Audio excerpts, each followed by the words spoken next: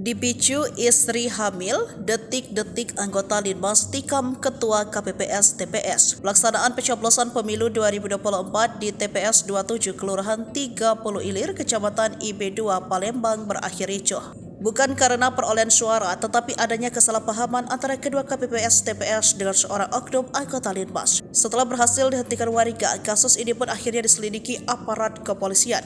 Pengutip dari Sripaku.com, seorang oknum anggota Linmas berinisial RV 34 tahun menikam Ketua TPS 27 O 30 tahun. Kasat Reskrim Polrestabes Palembang AKBP Haris Dinzah mengatakan peristiwa terjadi jelang tengah malam. Diduga dipicu oleh istri pelaku yang sedang hamil. Permintaan pelaku untuk mendahulukan istri saat mencoblos tak dipenuhi oleh korban. Kemudian istri pelaku ditegur oleh korban agar dapat antri dan bersabar. Kemudian sekitar pukul 10:10 pelaku langsung mendekati korban yang saat itu sedang duduk sambil menulis di atas meja menghitung hasil suara. Tanpa basa-basi, pelaku langsung menikam senjata yang sudah ia selipkan di pinggang. Diduga pelaku dendam karena siang hari korbannya tidak mendahulukan istrinya untuk mencoblos. Meski identitas pelaku sudah dikantongi, hingga kini oknum anggota Linmas tersebut masih dicari polisi.